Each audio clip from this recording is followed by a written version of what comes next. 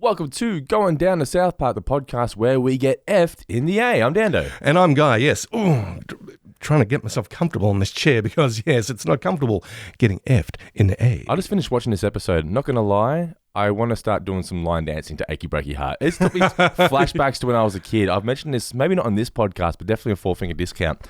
My first introduction to radio podcasting was there was a local country radio station called 89.1 Country FM. And my nan, big country music fan, my family, my dad's side, big country music fans. So they used to listen to it, blah, blah, blah. And they had these two guys called Mel and Michael on Saturday nights. They had Fitzy and Whipper, but Mel and Michael on Saturday nights. And I'd always stay at Nan's place on a Saturday and listen to them on the radio. You know, when you used to sit by the radio and listen to the radio, it was a novel thing. I remember the 1940s. Yes. Yeah, but I used to sit by Nan's radio and I would tape the show and I'd listen back to them. And I was fascinated by these two guys on the radio. And then I wrote them a letter, and they read the letter out on the radio the following week. And then a short while later, they invited me into the studio. How old were you at this stage? It would have been about 95, 96. I would have been 7, 8-ish about then. Yeah. I bet you would have made Mel and Michael's day sending them a fan letter. Yeah. I reckon they would have just loved that. I reckon I did, yeah. And I went into the studio, and then I became like the mascot. The mascot of the station, yeah. And I'd be invited into the radio all the time. And I look back, because I always say that I started a podcast when I was in year 10 with my mate Michael. And I always thought that's my introduction to podcasting. But I was like, you know what? I used to be on the radio like every Saturday night on Country FM. I'd completely forgotten about it. And I'm going, that's where my love of podcasting and radio started. I'm just imagining this. It's like, I'm Mel, I'm Michael, and I'm Nando. Yeah. But I remember my favourite song when I was a kid was Achy Breaky Heart. Oh. And they hated playing it, but they always played it for me. That's the thing. I think a lot of country music purists are kind of like, we're being Billy Ray Cyrus is the front man, is the face of country music, particularly in that era.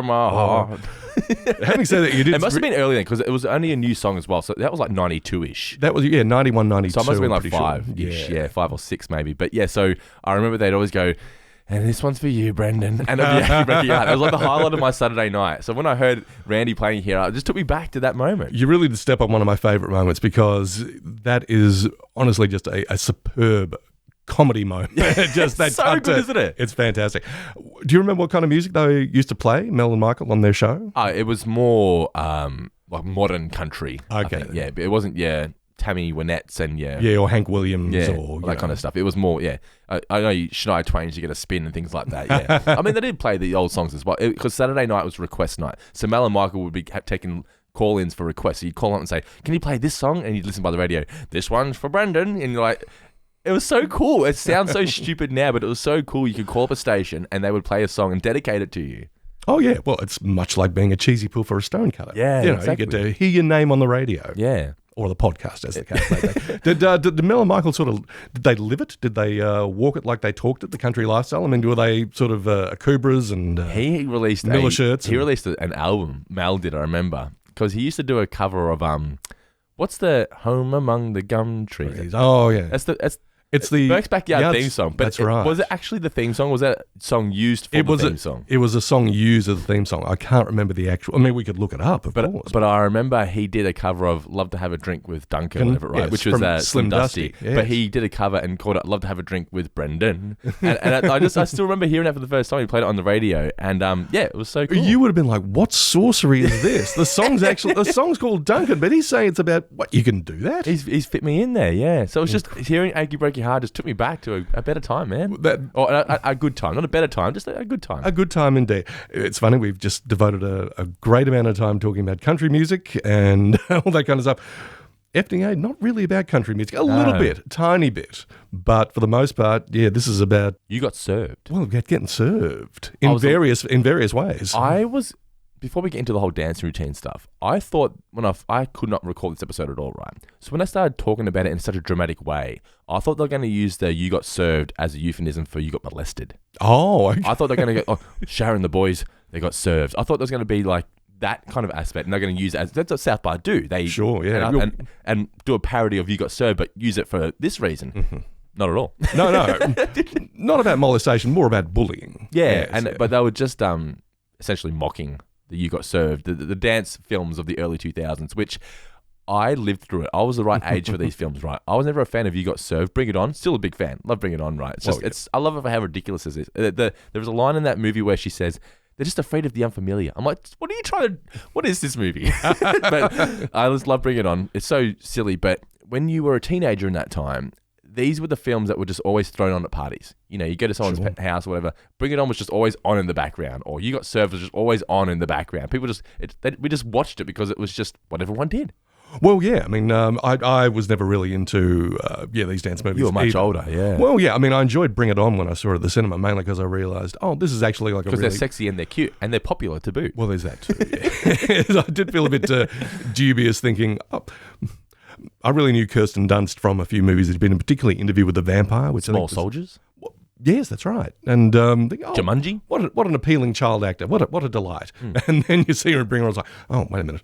You're not supposed to grow up. That's correct. Yes, please stay a child. It's a little peek behind the curtain here, folks. While Dana was getting ready to record, I was outside with young Holly, who's a little under the weather, so she's enjoying her recuperation the way everyone should, watching Home Alone 3 on the big screen. Who should have seen Home Alone 3 but baby Scarlett Johansson? Yeah. Yeah. I was about to mention it because I was going for the same reason. I'm like, you realise she's in that movie and she's in the Horse Whisperer? She is, yeah. That was one of her big sort of breakouts. But yeah, of course, she'd worked a little bit before that. But yeah, looked, I was like, that looks like Scarlett Johansson, but a younger version. How about that? Yeah. But yeah, things like You Got Served, the Step Up movies. I was going to say Step Up was another one. Of which there are many. What's the one that it's not a dance routine, but it's a dance movie. Oh, Save the Last Dance. Save the Last Dance, yeah. Different, yeah. Yeah. Not really my speed, not really my bag. But all the, I won't say cliches, although they got used so often that they did sort of become cliches, but all the conventions of the genre I find kind of entertaining and kind of fun. And this is a really sort of, this episode of South Park is sort of a good gateway drug, or at least a nice sort of distilled version of that. I think it has actual affection for those kinds of movies, or at least that style. Well, I feel like Trey and Matt would be the kind of guys that would just appreciate the hustle in the sense of, I don't like these movies, but I can appreciate how much money you've made from this content. Absolutely. It was like an $8 million budget and they made like 50 or something. Oh, sure. Yeah. I mean... It took them like a month to make it, to film it. Well, particularly with You Got Served. Yeah, I mean, I was looking at the Wikipedia sort of plot synopsis of... The plot synopsis goes on forever. I just go by the Google ones because it's like, I want 2 sentences max. Tell me what happens. Give me the gist. Don't tell me everything. Just give me the gist. So you're turning into Homer. You're also you're part of the problem. Just give me the synopsis. But yeah, wow, there's a lot in You Got Served. But yeah, dance battles, they're kind of interesting in a lot of ways. I mean, they've been around for a while. I think as soon as, with the emergence of the whole breakdance scene, which, by the way, I think purists in the scene don't actually like it being called breakdancing. Okay. Yeah. I mean, my first introduction to it was, and it goes a little something like this. Well, what a fucking film clip that is. It's like that, and that's the way it is. That is one of the best video clips for a song of all time. I put it on for the kids, and the kids are like, can you put that on again, please? My first exposure to it was actually in the immortal titled Breakin' 2 or Breakdance 2, Electric Boogaloo, which has one of those dance-offs as well. Yeah. It's really funny because it's meant to be, sort of a symbolic interpretation of like a fight. Yeah. But it just looks like everybody's having a good time. I know, yeah. Yeah, we're all just enjoying dancing together. We're being a little sort of in your face. And when you're not dancing, you've got to be doing the haka. Oh, yeah, you've got to be very much like, I'm not intimidated by this at all. But just imagine, you're having fun in the playground or whatever, and all of a sudden just 5 people come up to you and just step to you, just serve you. You'd be very much like the kids, and you'd be like, the first thing I wrote down, what the hell just happened? Yeah. I did like that they went to chef. Oh, we don't know what's going on here. It felt like we were just violated. We need to go confirm with chef. We got served. What does this mean? Yeah. I was so confused. I think that there's one thing about this episode I think that does really well is it rewards viewers, long-time viewers of the show, by incorporating a lot of the newer characters that have been introduced to the show to be part of the troupe. Oh, yeah. I like that aspect. Like one of the goth kids.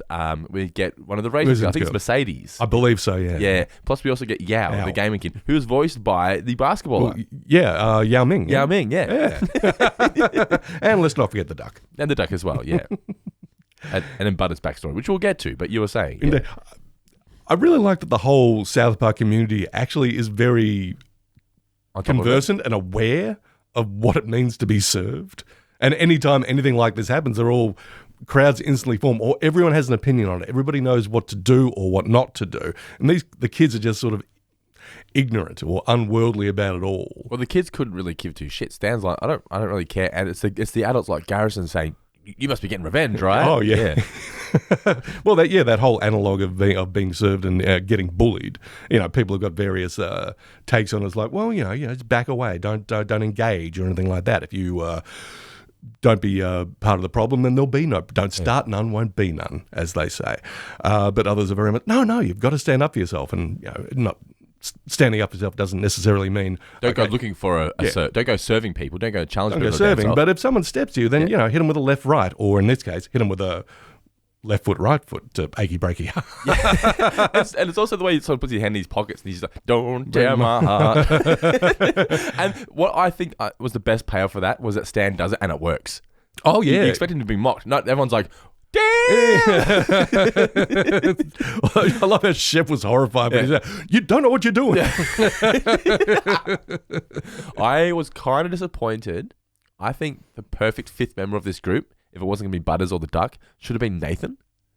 And him suggesting they use steroids to improve their dancing. Yeah. Just having Nathan back would have been cool. True. I mean, look, we all love Nathan. I think Parker and Son are very clever and we've got to be very careful about how we deploy certain... don't overdo it. Yeah, certain supporting characters. We don't want to, the audience to get tired of these people. We realise we might have... They've got a little something in their front pocket, by which I mean a little bit of gold. Yeah. And it's like, well, we don't want to draw this one out too often. We'll just deploy him very sparingly, and when it happens, boom, you'll love it. Yeah. Love it. So... yeah, I think it was an interesting sort of combination of people they brought together. I thought each new member of the team was a new joke and sort of added a little bit more texture to the whole setup. Yeah, I was really happy with how they played it. I liked the inclusion of Lose Yourself as well. Oh yeah, because it's similar to the breakdance, similar to the rap off. What do they call it? Rap offs? Rap battles. Rap battles. Yeah, just it's a similar kind of vibe, isn't it? It really is. Oh. You've just reminded me of something that just, again, Guy shows his age, but back when I was a teenager and my teenage years, my adolescence kind of corresponded with the rise of hip-hop culture and b-boy culture and breakdancing and all that. And I remember a kid I went to school with, Tim Austin. Tim, if you're listening, how you doing, mate? One of the coolest kids of our era. He was the one who actually sort of brought the bit of cardboard, you got a bit of cardboard in your garage, he would drag it out and start doing very rudimentary... breakdancing on it, but we actually called it rap dancing. Yeah, which looking back, it's kind of like with the hipping and the hopping. That's it. And the bipping and the bopping. As if we couldn't be any more suburban white kids than we were, but we were called. Look at him doing his rap dancing. Keep going. Hercules. I'm glad you said that, because for me, that's one of my lasting memories of the Nutty Professor films. It's just Hercules. And for a long time when I was a kid, I just thought Eddie Murphy played the kid as well. He plays everyone else. I'm like, how does he do it? He's just unstoppable. Yeah. Do it into favourite moments? Let's. Because you were touching on earlier, the line dancing with Randy. I also loved the Stan! When he's in the hospital, the dramatics in the hospital. They've been doing it for a little while, I think, but they're really starting to steer into Randy just exaggerating and overreacting, and he's the moron adult now. I think they go to a lot. I think so. Yeah. They all are to varying degrees, but he's becoming a centerpiece for it. Very much so. Yeah. So I did enjoy that. Not just, you got served, but the follow-up to that is, it's on. Oh, yes. And I love how it's not on, it's never going to be on, it's off. Yeah. Oh, no, it's on. It isn't on. Nothing is on. It's off. There's a whole language that people have. Yeah. And the kids are like, there's a whole lot we've got to learn, really. Oh, when Sharon brings you back home, well, look what you've done, Randy. What happened? It's on. It's on. Yeah, that's it, of course. I'm Guy Davis. I'm very happy that the Goth Kids are back, of course. Goth Kids dance is why I love this. Oh, yeah, they're all doing their various... staring at the ground, and every 3 seconds take a space. Drag your cigarette, just sort of either flip your head to one side, do a little bit of a nod. It's so accurate, though. It's so accurate. It very much is. But I love how confident they are. It's like, do any of you guys know how to... Of course we know how to dance. Yeah. And the way they got the goth kid to actually agree to do it made sense as well. I'm not going to conform to what you guys are doing, so I'm going to agree to do it. Yeah. They just got goth served. Yeah. We're living in the era of optimization. Everybody needs to be their best person. They're the best version of themselves. You've got to be hustling, got to be grinding all the time. Or pretend to be on social media. That is correct, yes. Look how happy we are. Which is why I very much responded to this line from Stan at the end when I think he's trying to convince Butters to be part of the dance team. Oh, yes, I remember this. Nobody likes having to rise to a challenge. It's like, not enough people are saying this. Of course you should give your all. You should do your best, of course. But we all seem to have been indoctrinated in this thing of like, rise to the challenge. Take it to the limit. Be the best version of yourself. Be the best version of yourself. It's like, can't I just be? Allow me to just be. I like this version. Yeah, this version's not bad. I think it's doing okay. This version goes home happy. So I just love, and they don't really play it for a laugh line either. It's just sort of, it goes in under the radar. But look, nobody likes having to rise to a challenge. I thought you were going to say there was a line where he says something about the part of life is being better than someone and saying, haha, I'm better than you, or whatever. Yeah, the follow-up to that. Yeah. But yeah, nothing beats, getting in someone's face and yes, haha, beat you. Yeah. So enjoyed that very much. I'm very much that guy when it comes to like Auskick, local football clinics and things where the mantra is, everyone's the same, everyone gets a medal, no one's better than others, don't celebrate when you get a goal because it makes the other kids feel bad. And I said to Elliot, you just keep doing what you want to do, buddy. Sure, yeah. If you're not getting in someone's face and saying, haha, I'm better than you. You're allowed to celebrate if you are better than somebody. Doesn't mean you walk over to them and say, I'm better than you. But if you are better than somebody, you damn well go out there and you celebrate your excellence. No, you celebrate yourself as opposed to your decimation or defeat of someone else. Yeah. Absolutely. I want to talk about this just quickly in relation to our friends at Nike, friend of the pod. It seemed for a while there, a few years back, when they were doing advertisements for their shoes and their gear and all that kind of stuff, a lot of it was, and I don't want to sound like a Sky or Fox News commentator here, but they were very inclusive. It's like, sports for everybody, and all that kind of business. But the vibe that was coming through was like, everybody get out there and have a good time. And these ads apparently did not do well. Michael Jordan would not have appreciated it. That's he would have taken those personally. He would have taken that personally, like our friend Michael does. Yeah. And just recently, I think they released an ad. It had fantastic narration by Willem Dafoe in that unmistakable voice of his. But it had like some of the best athletes in the world, and they were basically just dominating. They weren't getting in. They had maybe one shot of someone like getting in someone's face or basically puffing up their chest or whatever. Might have been LeBron.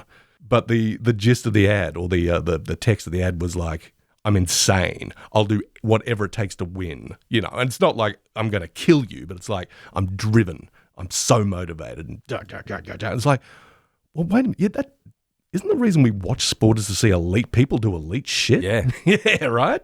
So the best versus the best. That's it. Yeah. I'm just thinking a way you could incorporate both of those mantras with the slogan could be the best, and then have it fade in of you. Yeah. There you go. So it's like the first thing is be the best. It's like, so we're getting that. You be the best of you. Yeah. Well, I think the US Army had that for ages. Like, be all you can be. Yeah. Yeah. But, I just took a little while for Nike and maybe other sporting gear, makers of sporting gear to go, yeah, wait a minute. Top level stuff. You can see the world starting to slowly shift back, going, it's okay to be better. It's okay. Two more things that I enjoyed out of this episode. I alluded to it before, but the song, I've got a little something in my front pocket for you. Love it. Apparently it's I've Got Apples or something. All I remember is... I've Got Some Apples is what the song's called, apparently. Is it? Because, Butters has his song, Lulu, I've Got Some Apples. Lulu, you've got some too. That's kind of his go-to song. The song is as Lulu. Oh... No, I'm talking about, I got something in my front pocket. Yeah, what he was dancing to. But yeah, I've Got Some Apples was first heard in the season 8 episode, You Got Effed in the A, the song also known as Lulu. So when was he... Butters is singing that when he's doing his little puzzle. There we go. Yeah, okay. But when he's actually doing his tap dance routine, it's to... Because I love that song too. All right. Give him a little squeeze and say, how do you do? And that is such a South Park moment in the sense of it's just tap dancing. And there's a tragedy. And once the shoe comes off, absolute chaos. Something I had to look up when I was watching this episode is like, how is this around the time of the Final Destination movies? Because I thought the same thing. Yeah, and the first two had come out by the time this episode of South Park had come out. But do they do a Final Destination parody? It feels like the perfect one to do. Doesn't? Well, this feels like a Final Destination parody, even though some of the deaths in as a result of Butters' loose shoe It feels like the scene where everyone dies. They feel like later episodes or later installments of the Final Destination franchise. Certainly, there's another one that comes to mind though. And have you ever heard of a movie called Ghost Ship? Oh God, yes. Well, I think it's sliced in half at the start. Yeah. I think about it. It's one of the best intros of all time. That's right. I think there's definitely. No one remembers anything after the first 5 minutes. They don't really know. It's like you set the bar too high too early. Yeah. Ghost Ship, you messed up. But I'm pretty sure there's a tribute or an allusion to Ghost Ship in that where there's a wire that comes through, cut someone in half. Same thing. But I wouldn't be surprised if the makers of Final Destination looked at that scene and said, "Oh, we can draw a bit of inspiration there," because I'm pretty sure there's a bit in there that's borrowed in like the fourth one or something like that. I've been getting through them slowly recently. 'Cause I'm building my way up to number 6. I haven't watched it yet. I've watched the first 3. They're so great. Yeah. The fourth one is probably the least good of the bunch, but even then, it's still got a few good kills. Problem is with the third one, I'm like, you're filming it for 3D. So when you're watching it, it's not 3D. It's kind of like, what is this? Yeah. So why is that fist coming towards me like that? Yeah. And one last thing that I enjoyed. This had, sorry to skip to the very end, but this has the kind of ending that I love. They have it in horror movies sometimes, but where basically someone has lost their mind and the last thing you see or hear is someone going, "No!" Carrie. Carrie is that. The Texas Chainsaw Massacre definitely has that, where, I think it's poor old Sally. She escapes from the... One's kind of comical, one's kind of terrifying. Oh, yeah. It also happens in one of my favourite horror movies, Halloween 3, Season of the Witch. Does it? Yes, yeah. Oh, because he's put the mask on, yeah. Well, and he's foiled this terrible plot. Yeah. But there's still one TV station that's showing the cursed TV signal. Kids' heads are going to explode all over America. And what's his name? Dr. Dan Challis goes, "Stop it! Stop it! Stop it!" Yeah. I remember seeing that at the cinema when I was about 13 or so. I go, wait a minute. Yeah. You can end the movie like that? Good may not triumph? So, yeah. Final Destination kind of ends like that with they're in That's Paris. right. Yeah. Anyway. Yeah, so, but, poor old Butter says, no, it's happening again. I love that. Did you, I've gone on for a while about my favourite moments. It's time for trivia. Is it now? My first question for you is, this was the biggest tap dancing tragedy since when? Since 1954. Correct. Okay, yes. One of my questions. The worst serving that Randy endured was in which area? The pelvis. The pelvis area. Pelvis, yeah. Yes, in the pelvis area. What is the address of the dance studio? What's the number? Oh. When I say the number, you should know the relevance to pop culture. The number is 1138. Oh, okay. Well, it's THX 1138. Yeah. Yeah. Always used in Lucasfilm. Star Wars being the big one. Well, it was the title of one of his films. Yeah. There you go. Yeah, there we go. Nice one. How much has Yao spent on Dance Dance Revolution? $6,000? $6,000. $6,000. And my final one for you is, Chef has a portrait of who in his house? Oh, man. Is it one that he's had there before? I don't know. It's the first time I've noticed it. I'm sorry. I can't. Isaac Hayes. For real? Yeah. It's a colour-modified version of the CD cover of his 1995 single, Fragile. Way to go. Yeah. Isaac Hayes. Hot-buttered soul. I know, right? What a man.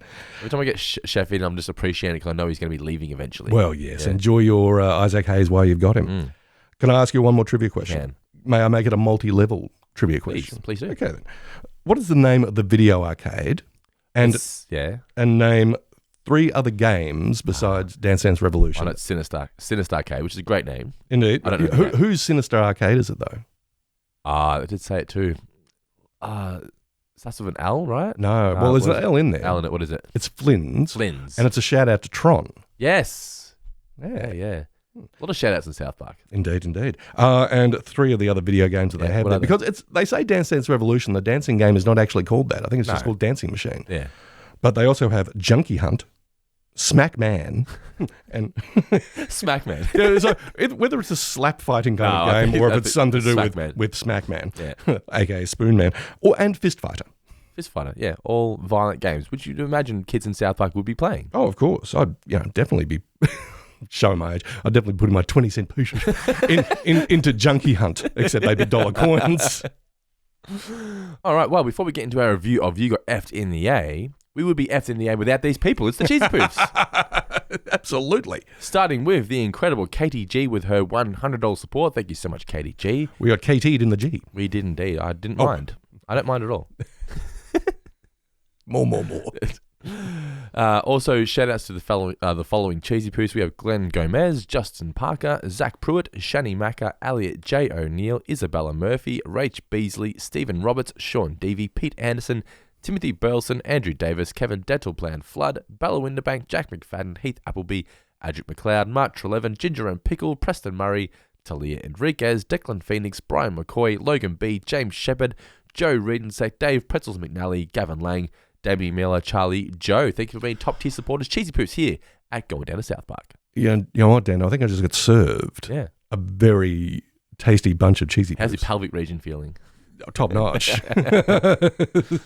But remember, if you ever joined the Four Finger Discount Patreon family this month, but not on the top tier, you'll get your name read out at the end of the month on the mailbag episode. Yeah, so no more tiers. Avoid tiers by becoming a top tier one. So this episode originally aired April 7th, 2004. The top 3 films at the US box office when this came out. Number 3, we had Scooby-Doo 2 Monsters Unleashed, which has gone from number 1 to number 2. Number 2 is Walking Tall, with The Rock and Johnny Knoxville. That's right, yes. And number 1 is Hellboy. Ah, nice.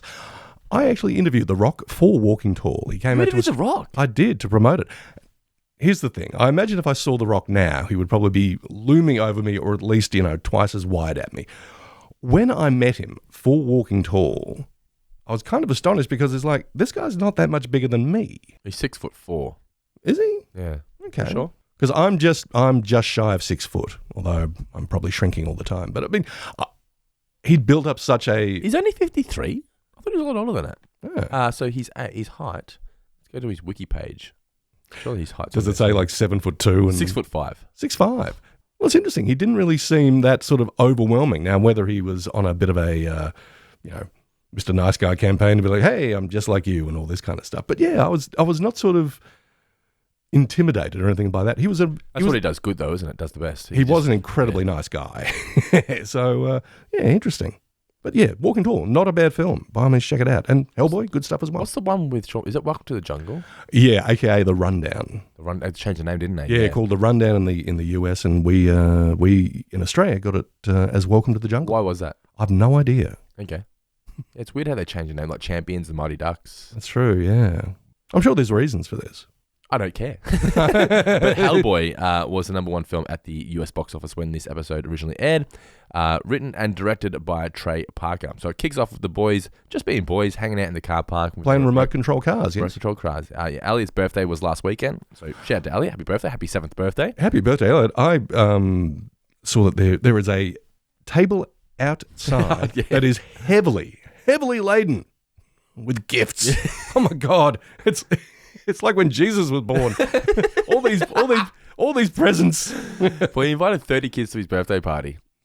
Played the long game. He's like, all right, I'll invite every kid I can. I'm like, it's costing us a lot of money, mate. He's like, yeah, but I want everyone to be there. His thing was, every kid has to bring me a present. Meanwhile, you've got to think strategically and try to explain to this kid, it's like, I'm technically paying for it. Yeah, and also we got to go to 30 birthday parties now, which means giving a gift to these kids. How's this going to work out? It doesn't. Get a job, kid. But he had a great time. Kids had a great time. It was good. That's good news. I'm glad to hear that. But they're playing in the car park. The point of my story was he got a remote control car. Ah. And I've quickly realised that chasing cats around the house with remote control cars is fun. It's like, see how it feels. No, but they don't really care. They sort of like, they walk up to it and they scratch it. And they sort of back off and look at it and sort of go a little bit closer to him. They're like, get the fuck away from me. It's just all good fun. But the other kids arrived from Orange County and they bring their beatbox. And I was so disappointed it didn't play the It's Like That. It would have made my day. But no, they play some song. And essentially the boys get served. They do indeed. None of the kids really have names. Although, do you remember what was on the beanie? So, what does it say, right? It said Little Sheep. Yeah, do you know what it originally said? Tell me. So in the original airing of this episode, it said little shit. Ah, right. And it had to be edited out and changed to little sheep before the second airing of the episode the exact same night. Well, so somewhere out there, if someone recorded it, you can see it with saying little shit. Well, there is a character in You Got Served called Little Saint. Ah, okay. So that may have something to do with it as well. Maybe the fans of The Wire as well. Shit. Clay Davis just stays with you, man. He never leaves, forever in our heart. But yeah, they get served. and they don't really know what's going on. Sorry, y'all, trying to let it sting too bad, and the boy's like, "What the hell just happened?" So they go to chef to ask, "What we just got served? What does that mean?" Music cue. Indeed. Invites him in for cocoa. Just try to relax and breathe. Yeah. By the way, just what you mentioned earlier about, the episode is called, well, everyone knows it as You Got F'd in the A, but I think, there was certainly some media outlets are like, I don't know if we can actually say that, even though you're just alluding to something. So this episode is also known as You Got Served. And, is it really? And also You got ... Ah. Yeah. Okay. And then 2025, they're like, say what you want. Come on, man. we're all adults here. It's amazing when you go back and look at what used to be censored. I remember when I was a kid, if somebody said shit on the radio, it was like, whoa, you're going to potentially lose your job. Now they just drop it at 7 a.m. in the morning. Oh, absolutely. It's nobody's business. Well, it's funny. I mean, and interesting in terms of like, the traditional swear words are now sort of like anything goes. Just, by goodness, even the President of the United States will say it. Back in the day, that was certainly not allowed. But certain slurs or insults, they were allowed because, you couldn't necessarily call someone the F word or you the say N word. Dickhead or bastard or things like that. But certainly sort of like stuff that's maybe sort of racially directed or directed at someone's sexual orientation or whatever. You could drop that or sort of even use it in context of like, well, in Huckleberry Finn, the so-and-so is referred to as this. And nowadays it has to be referred to as the something word or just bleeped out entirely. So, it's interesting how the cultural barometer has shifted in that regard, isn't it? Exactly, yeah. But so Chef basically explains to him here, like, you're safe here now, don't worry. Call Stan's parents. Yeah, that they really let him have it. But we get to dinner now at the Marsh's house, and Sharon has cooked Stan's favourite potato dish. And Randy finds out, and he's like, "Did your dad's back?" Well, no. You need your dad's back. So he said, "I'm going to teach you what to do." So cue to them in the basement, and what happens? Well, you initially think you're going to get, all right, put on the gloves. Here's the punching bag. Here's a 1-2. Here's how to defend yourself. Instead, you defend yourself in a dance battle by "Don't Tell My Heart," little line my dance. Achy breaky. It's the shoulder shrug as he dances. The shoulder shrug, the hands in the pockets, and just the very sort of just not even tentative, but it's like, I'm not going to go too wild here. I'm not going to get too free flow with my motions. Just like very kind of robotic in a lot of ways. Bit of a sidebar, but sort of related. I watched on Amazon Prime The Accountant 2. Yeah, I've never seen The Accountant 1, but I put it to my watch list. I went, like, I saw you were watching number 2. And I was like, what is The Accountant? I went, this looks like a movie I'd probably enjoy. The Accountant is very fun. Okay. The Accountant 2 is okay. Got one of the most ludicrous premises of all time in that Ben Affleck is a CIA assassin now an accountant. No, he's an autistic math genius who was also trained by his army officer father to be a lethal killing machine. So what he does is he uses his math skills. He's employed by like shady people all over the world to basically... It's the numbers movie. Yeah. To clean up their books. I was like, well, now all your profits look legit. Oh, and by the way, I can also kill someone from like a kilometre away with a pencil. This sounds like my kind of movie. It's wild. Like Nicolas Cage would have been this character. Oh, yeah. In 1997. And Affleck feels like really sort of odd counter casting for it, but he's really good in it. And in this new one, he's kind of awkward in social situations. He realizes, oh, look, I need to seem like everybody else. So we go to like speed dating, but he's like, oh, I figured out your algorithm and I know these are the questions that people are going to ask and these are the proper answers that I should give. So he's very sort of like, I like routines and I like structure. And he's out at a bar one night. Just be careful with the spoilers because I'm going to watch this movie. Just be careful how much you tell me. Okay, I'm not going to blow the end or anything like that. I won't blow the end, but I'll blow everything else. I'm just joking. Okay, I'll just say that there's a... You do sort of have a tendency to just, you say one thing and then you get onto the next one, and then the next one. I'm like, well, that's 7 scenes. I'm just saying. Continue. First of all, that bit's in the trailer. So I will just say there's a very entertaining bit that involves line dancing. Oh, cool. Line dancing is mocked for good reason, but it always holds, like I said, a place in my heart because it's what they did at the Country FM. They used to have these like monthly get-togethers, and people would go there and do line dancing. I'd be sitting there going, "What is this?" Yeah, I just like the idea of everybody's doing the same. My mum now does it on every Thursday night. She goes line dancing with her friend, and I'm like, you know what? If it makes you happy, go for it. Oh yeah, everybody's doing the same thing. Everybody's in unison. We're all here for the same purpose. Yeah, it makes you happy. Sure. No, I mean it's not necessarily something that I would do.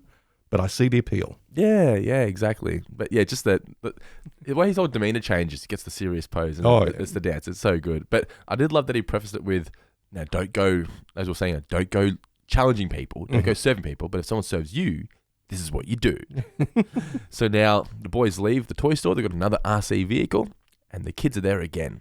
And Kyle says, look, we're not interested in this. We don't want this at all. And they say, too bad. So they start dancing away. A crowd arrives, and they're all just like egging them on, as you would. It's very much how these movies work, isn't it? A crowd just appears out of nowhere. Sure. Yeah.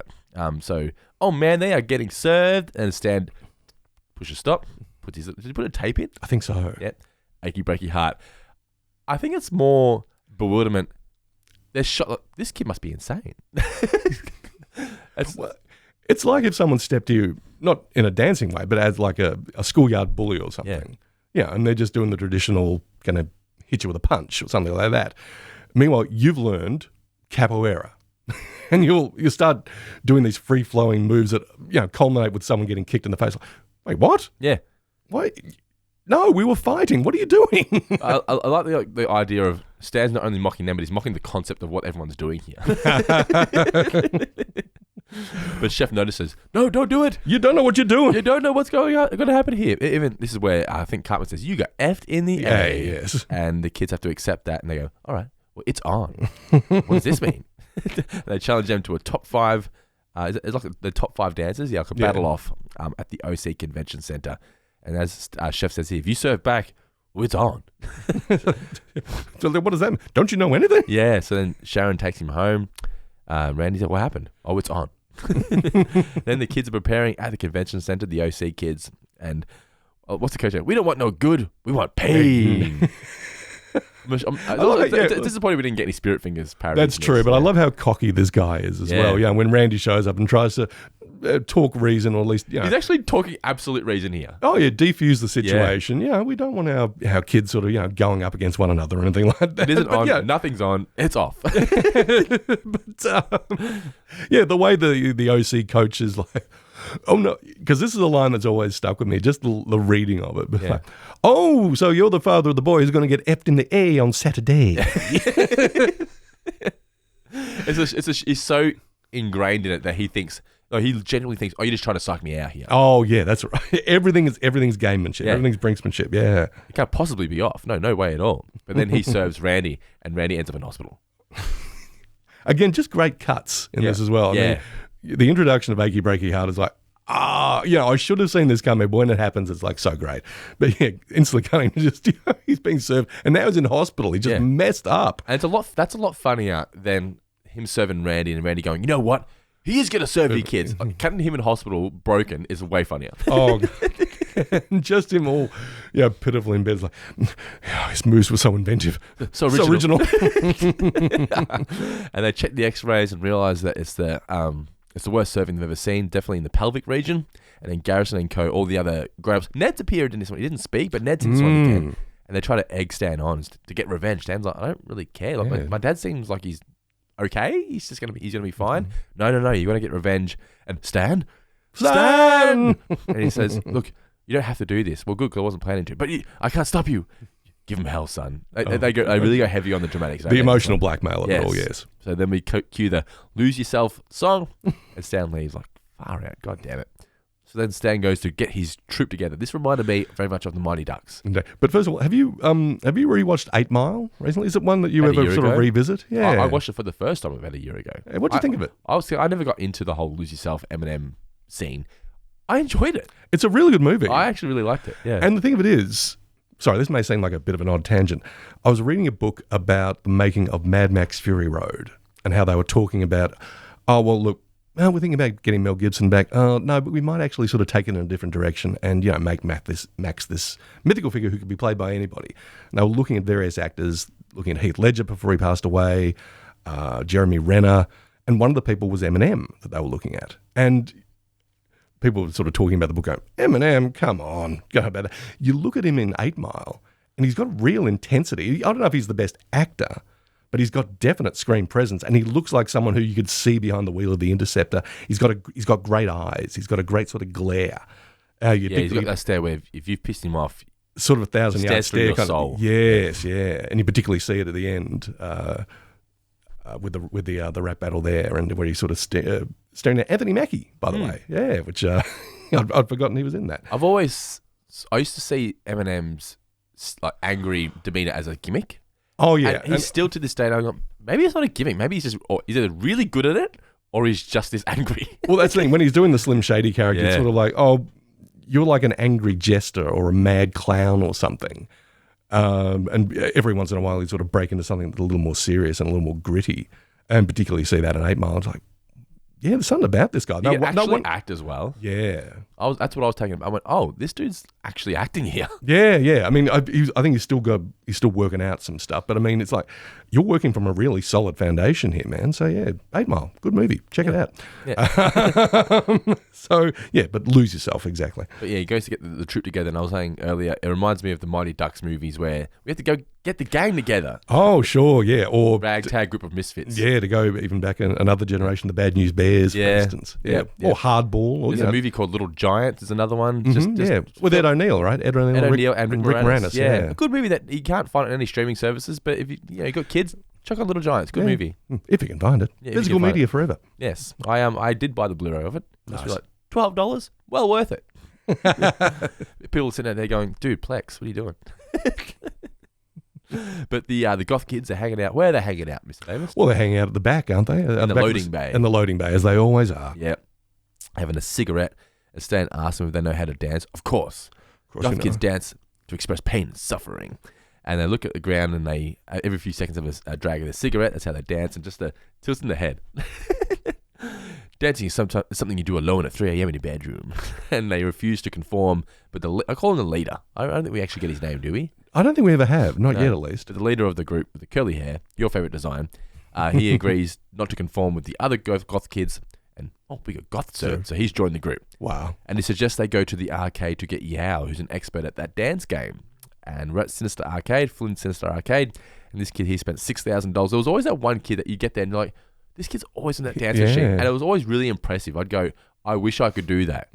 But you look at it down and go, what a waste of money. But it's nice to be good at something, isn't it? Oh, sure. Yeah.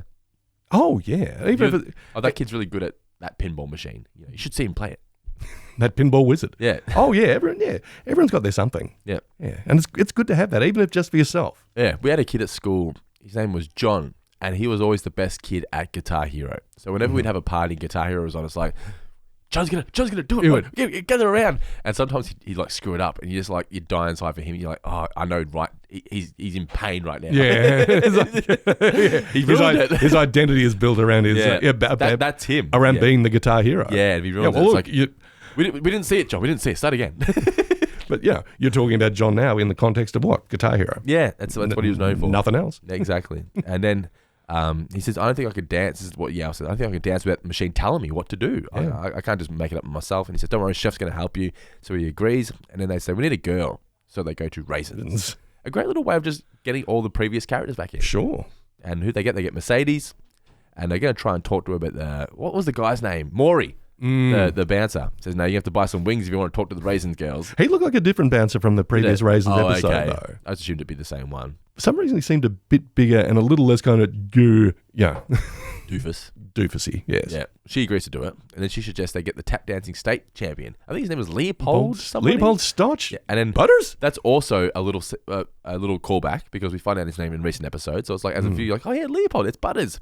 As I've always said, I'm terrible with these things. Yeah. But yeah, the fact that his last name is Stotch and his nickname is Butters. Yeah. It's like, oh, that's nice. Yeah.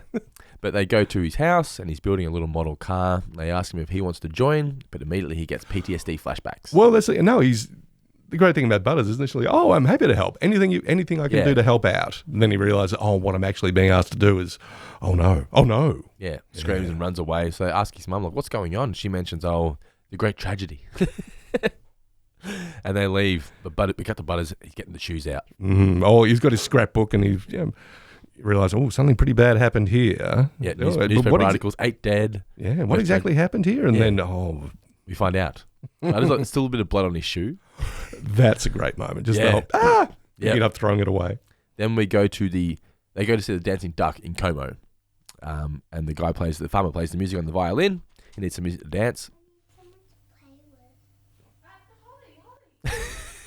So you would have just heard, Daddy, I need someone to play with, and Nicola going, Holly, get back. This is serious business. They're talking about South Park. You can't interrupt us. I think it's part of the fun of this show now, right? Oh, absolutely. These little commercial breaks. We now return you to You Got F and the A already in progress. Yes, we're talking about F and the A, Holly. Go, what are you? God, jeez, God. But Butters is now in bed having visions. He's not dreaming. I think he's having visions. And his mum says, "Don't worry, come out, Butters. You've had lots of therapy about this. It should be over by now. It's been 2 years." Well, he's having this flashback. Yeah, we find out what happened. And the song, what's the song? I got something in my front pocket for you. Such a funny little tap dance.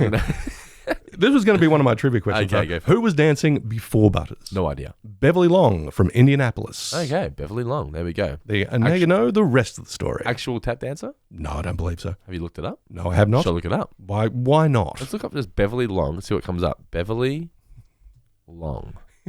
Google says a character from the South Park episode You Got F in the A. Beverly Long, actress.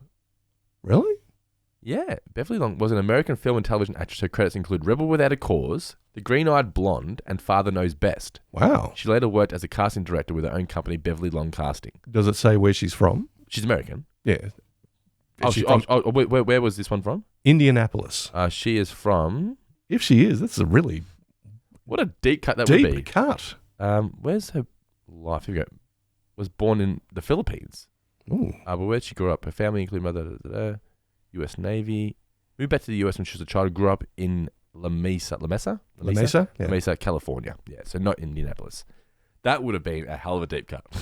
We would have had to get on the phone with Parker and Stone. I'm gonna look up tap dance. Maybe she tap dance in her movies. Can you imagine?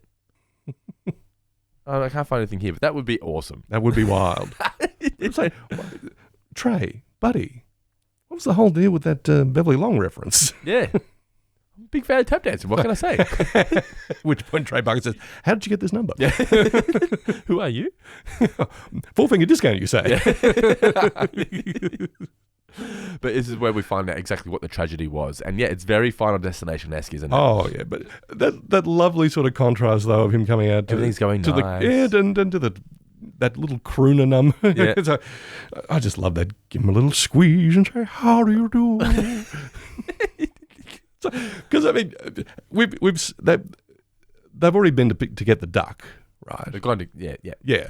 We didn't really talk about the fact that, the duck only really sings to one song. Yes. But there's variations that the farmer will give it, all of which are kind of... You start K and I'll snort K. You snort K, you do a line and I'll do a line, honey. Yeah. You snort some K and I'll snort some K, honey. It's like, what's going on at this farm? But as we've seen what's gone wrong, what the tragedy is. It's very Final Destination-esque in the sense that you see the guy trying to put his stomach back in, the guy's getting trampled on, getting squashed. Yeah, there's such elaborate and over-the-top deaths, which is what I love about the Final Destination franchise. I mean, we should really try and sell Leonard Moulton on doing a movie guide on one of these. Because the first one's not that. Oh, the deaths are, but like the actual first scene with the plane, it's just the plane explodes. That's right, yeah. But I think they realised by the second one, it's like... People want death scenes. They want death scenes, they want them elaborate and over-the-top and ridiculous, but not mean-spirited. It's the secret of the franchise's success, as far as I'm concerned. I mean, Death's not angry. Death's just like, I got a job to do. It's your turn. Yeah, and everyone gets a little bored at work sometimes. You might as well liven up the 9 to 5 by, okay, we'll turn it into this huge wild contraption. So yeah, love them. Yeah. So, but all these deaths here, like well, that woman's trying to pull the stage light off her husband and electrocutes her and her eyeballs explode. Yeah. Oh, boy. Not good at all. Well, or great. Yeah. We're at the dance rehearsal and Chef is shocked by the troupe. Can't believe that this is the troupe. He wants to see what they can do. And he says, you got heart but not soul. Wait, no. Soul but not heart. Actually, you got heart and soul, but no talent. But you don't have the talent. Yes. You got to have the talent. Well, that's it, because they've all got their different... They're not cohesive. And also, none of them are really great dancers. But they're all doing their different things. I mean, the duck is just basically putting one little... What do you call it, a flipper? I was about to call it a paw. Ducks don't have paws. No, I'd call it... Yeah, it's... Foot? Not a flipper, maybe foot. Duck feet, yeah. I guess so. Yeah. Webbed feet, yeah. Webbed feet. Okay. But Mercedes is doing her little bump and grind. Yeah, she's doing a little twerk, isn't she? Yeah. Oh my goodness. and the goth leader is just doing his thing. I guess that's one thing we don't actually get in this episode, which I thought we might have, was a montage of them learning to dance together. Yeah, because Parker and Stone like a montage. They do indeed, yeah. So he says you need to dig deep and pray that the other team go down with cancer. So Stan then goes to see Butters, and he's basically trying to talk him out of being scared to join the team, isn't he? Yeah. Yeah, it wasn't your fault. You told that to the families.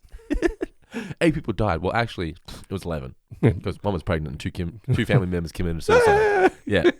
Then he says it's all about getting in people's faces and saying, haha, and I'm better than you. That's just part of life, dude. You got to do this. He says you need to man up and do it. Otherwise, you might as well move to Paris and be one of those pussies. Yeah. He's just trying to get him on the team. Parker and Stone had a real hate on against the French at this stage. Yeah, they didn't like him at all, did they? Well, here is the Four Finger Discount all combined. We're just talking about Final Destination. Where were they going to? Oh, they're off to France. Coincidence or not? What was it called? What's it called? The Unified Theory, yeah. Four Finger Discount. So we're now at the convention center. It's time for the show.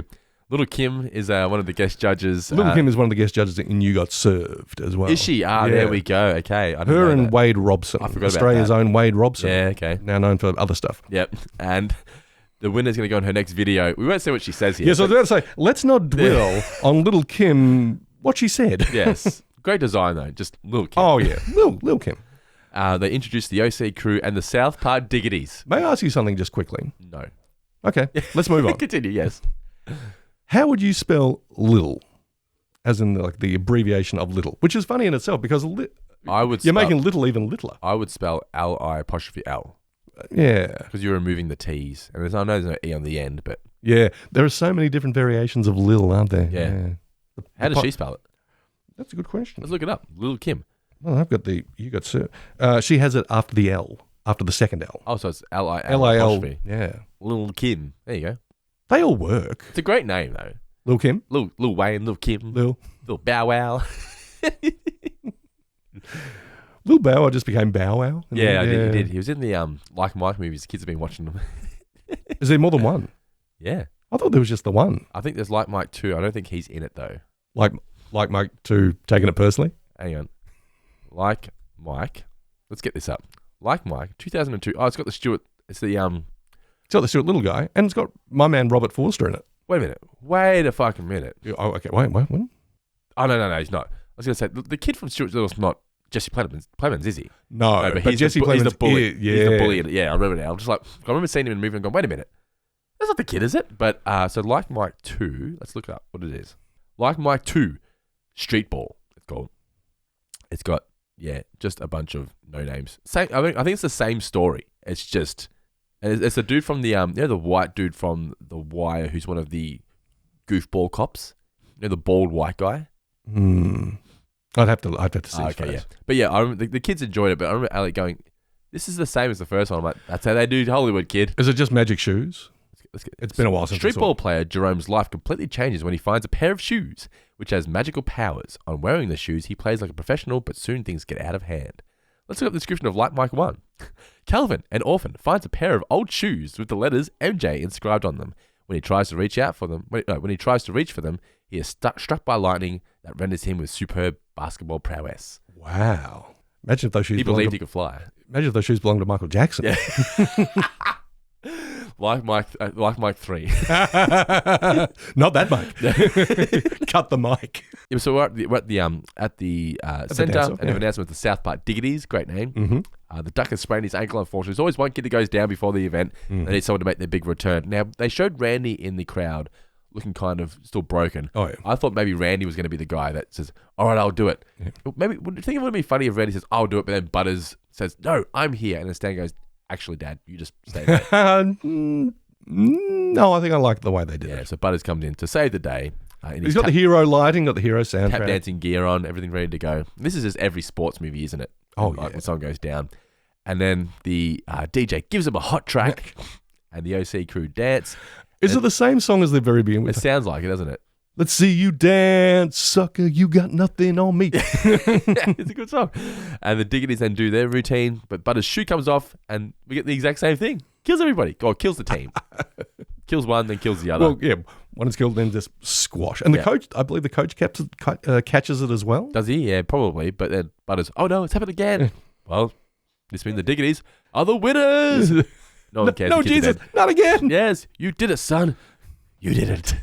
That's the end of the episode. Well, yeah, and he's hoisted out like a hero. He's put on their shoulders, but Butters is not enjoying the sweet taste of victory, but the sour taste of horrific flashback. I think it's not the funniest episode, but because I lived through the moment of the You Got Served movies, I enjoy the parody. Oh yeah, we've talked about episodes that are very we're plucking something out of the zeitgeist, out of the cultural weather of the times.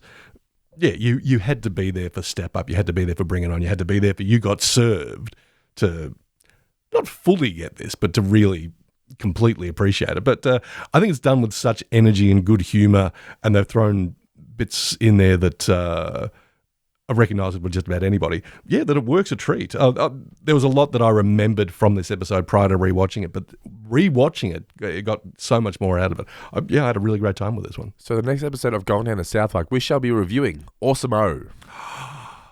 Finally. So Awesome-O will be the next episode of Going Down to South Park. We hope you enjoyed our review of You Got Effed in the A. Remember, you can support us on Patreon for as little as just $1 per month. We would appreciate all the support. And you can also support us by rating and reviewing us on Apple Podcasts, Spotify, wherever you do listen to this show. And also subscribe to us on YouTube as well on the 4-Finger Discount YouTube channel. Links for all that is in the description of this podcast. And if you want to get your question read out on the end of the month mailbag, it is southparkmailbag@gmail.com. Keep sending your questions through. But for now, Mr. Davis, as I said, next week is Awesome-O. This has been You Got F in the A. Any final words for those incredible listeners out there? You just got pod served.